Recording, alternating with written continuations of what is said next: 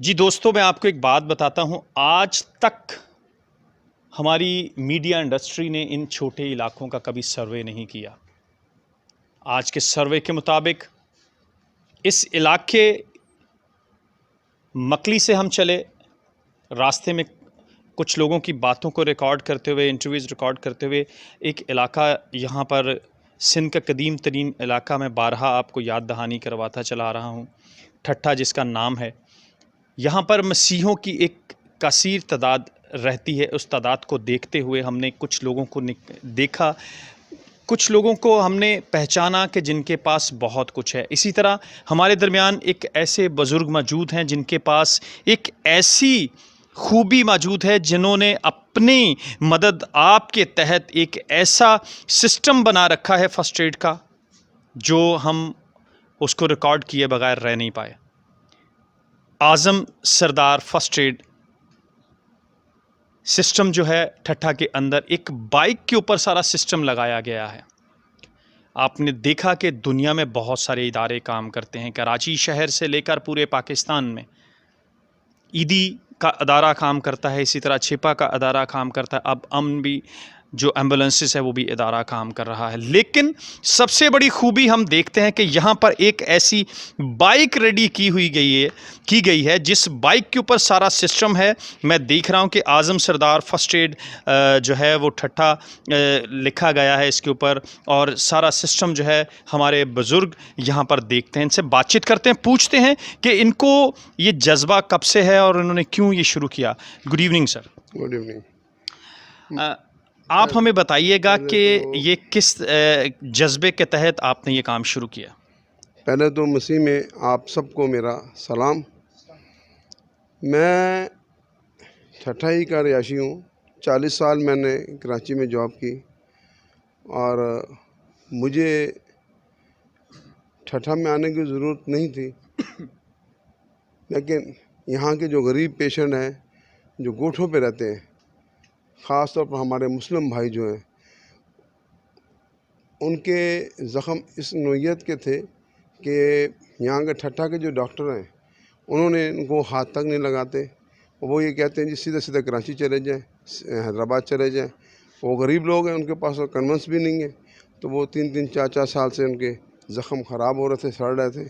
कुछ के ज़ख़मों में कीड़े पड़े हुए थे, कुछ में गैंग्रीन हो चुकी। गैंग्रीन एक मेडिकल टर्म है जिसमें वो ज़ख़म, जिस जगह पर ज़ख़म होता है और वो ज़ख़म काला होना शुरू हो जाता है और उसमें खून की सप्लाई ख़त्म हो जाती है और उसके बाद वो हिस्सा काटना पड़ जाता है।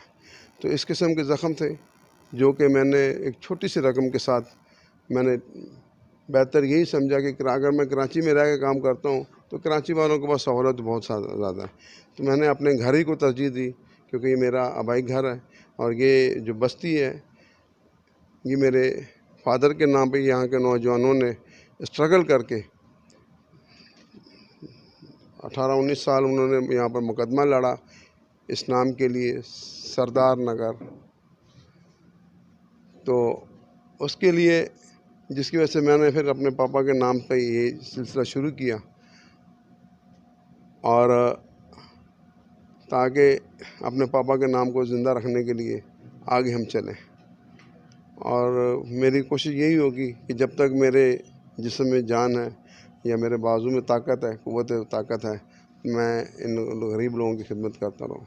अगर आप लोग मेरी पिक्चर देखना चाहेंगे तो मेरी पिक्चर है, मेरी आईडी है आज़म सरदार के नाम से फेसबुक पे, लेके मैंने अपना पेज बनाया है, अभी रिसेंट बनाया, आज़म मसीह सरदार वेलफेयर ट्रस्ट के नाम से। तो उस पेज को आप लोग लाइक भी करें और देखिएगा भी, और वो हो सकता है तो उन गरीबों की मदद करने के लिए अगर वो आना चाहे तो उनकी मदद डायरेक्टली आगे करें, मुझे बिल्कुल ना दें।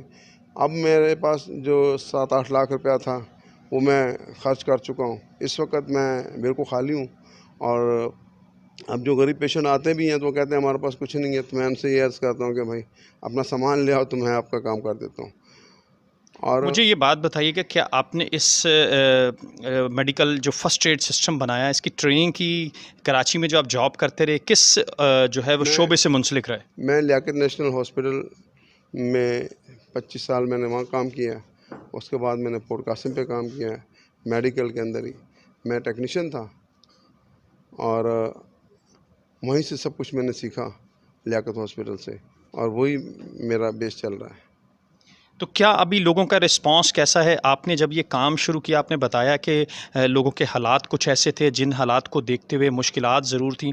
आप ये बाइक पे सारा सिस्टम करते हैं, ये बाइक क्या आप सुबह के टाइम लेके बाहर चले जाते हैं या सिर्फ लोगों की कॉल पे आप जाते हैं? जी, जो पहले तो कॉल पे जाना होता है, उसके बाद जब उनको नीड होती है तो फिर मेरी गाड़ी ये वहाँ चली जाती है जहाँ आपकी एम्बुलेंस नहीं जाती, एम्बुलेंस की रसाई नहीं है। मैं ये मेरी गाड़ी वहीं पर जाकर उनके घरों के अंदर जा उनको ट्रीटमेंट भी दे रहे हैं और उनके लिए दुआ खैर भी कर रहे हैं। और इसके साथ साथ मैंने अपना विज़न एक अब शुरू किया है कि अपने मसीही मैसेज भी इनको कन्वर्ट करना चाहता हूँ, ताकि अगरचे कोई मेरा ये पैगाम सुनकर अगर मसीह यीशु को कोई अगर को कबूल करता है तो मेरे लिए बड़ी खुशी की बात होगी। कैसा रिस्पांस होता है जब आप गैर कौम में जाकर ये सारी खिदमत को सरअंजाम देते हैं? लोग क्या कहते हैं कि आप सरदार मसीह नाम है आपका, आज़म सरदार मसीह, तो लोगों को कैसा लगता है? लोगों को क्या जो है आपके लिए एहसासात होते हैं? बस वो उनके तासुरात इस किस्म के हैं कि वो अपने जितने वडेरे हैं, बड़े लोग हैं, उनके तो ये कहते हैं कि ये लोग तो खाते हैं और हमारे तक पहुंचते नहीं हैं। तो जो वर्ड वो लोग यूज़ करते हैं मैं इस्तेमाल नहीं करना चाहता, और यही है कि उनको एक गैर नॉन मुस्लिम होते हुए मैं ज़्यादा मेरी खिदमत इस वक्त जो चल रही है मुस्लिम लोगों में चल रही है, और कोशिश ये होगी कि मैं खुदा के पैगाम को भी आगे तक पहुंचाने की कोशिश करूँ। आपके इस सिस्टम को देखते हुए हमें बड़ी खुशी महसूस हो रही है कि जो काम जो है हमारी बड़ी-बड़ी मिनिस्ट्रीज़ या बहुत ऐसे बड़े-बड़े इदारे मसीही नहीं कर पाए, लेकिन आपने लियाकत नेशनल से जो है वो 25 साल जॉब किया और सिस्टम के साथ जो आपको पैसा मिला आपने वो इस्तेमाल किया। क्या पैगाम देंगे या क्या आप उम्मीद रखते हैं उन लोगों से जो हमारी मिनिस्ट्रीज़ को रखकर बड़ा-बड़ा सिस्टम उनके पास है, बहुत कुछ उनके पास है, लेकिन मसीही कौम या दूसरी कौमों के लिए कुछ नहीं कर रहे? क्या मैं पैगाम देंगे? क्या उम्मीद रखते हैं? मैं अपनी गवर्नमेंट ऑफ पाकिस्तान सूबा सिंध को भी ये रिक्वेस्ट करूँगा कि उनके पास भी ये चीज़ सिस्टम नहीं है। इस गाड़ी के अंदर मेरा पूरा ड्रेसिंग का सामान, माइनर सर्जरी का सामान मेरा 24 आवर मौजूद होता है, और इसी से मैं जाके उनके काम करता हूँ। ये जो मेरे बॉक्स लगे हुए हैं, राइट लेफ़्ट और एक ऊपर लगा हुआ है, इसी के अंदर सब कुछ मेरा सिस्टम है। और अपने मसीही इदारों से भी मैं रिक्वेस्ट करूँगा कि अगर वो गैर कौमों की नहीं करना चाहते तो अपनी कौम के लिए कुछ करें, क्योंकि गोठों पे जाएं आप, इनके हालात देखें। इन लोगों के पास तो खाने के लिए कुछ नहीं होता है, तो जिसकी वजह से बेचारे वो अपना ट्रीटमेंट भी नहीं करवा पाते हैं। अब इस वक्त रिसेंट मेरे 3 से 4 पेशेंट हैं ऐसे हैं जिनके पास मैं अब नहीं जा रहा हूँ, क्योंकि मेरी सोर्स ऑफ इनकम कोई भी नहीं है, और मुझे जो पेंशन की पेमेंट मिलनी थी ओल्ड एज बेनिफिट की, वो भी नहीं मुझे मिली, जिसकी वजह से मैं उनके पास अब नहीं जा रहा हूँ। तो अब कोशिश करके कि मैं थोड़ा सा सामान ड्रेसिंग का जमा करके अब मैं फिर उनसे कल से उनके पास जाना शुरू करूँगा। क्या आपने ओटी टेक्नीशियन किया या आईसीयू किया? किस शोबे से मुंसलिक रहे? मैं नर्सिंग की। मेल नर्स थे आप। जी। तो लियाकत नेशनल 25 साल आपने जॉब किया। आपकी बड़ी इस हिम्मत को हम सैल्यूट करते हैं, क्योंकि आपने ये साबित कर दिया कि अगर आपकी जो है वो हिम्मत हो, अगर आप सच्ची लगन अपनी कौम बल्कि पूरे पाकिस्तान के लिए रखते हैं तो बहुत कुछ मिल सकता है। बहुत शुक्रिया। जिस तरीके से आपने देखा कि आज़म सरदार, उनका ताल्लुक़ इसी ठट्ठा के इलाके से है। लियाकत नेशनल कराची में जॉब करते रहे। 25 साल जॉब करने के बाद उन्होंने यही कमाया और इस सिस्टम को अपनी मोहब्बत बनाकर लोगों तक पहुंचा दिया है। सलाम पेश करते हैं ऐसे लोगों को। यही हम चाहते हैं अपनी हुक्मरानों से, यही हम चाहते हैं अपने उन मिनिस्ट्रीज़ लोगों से कि लोगों की मदद के लिए उठ खड़े हों, क्योंकि अब ज़रूरत है।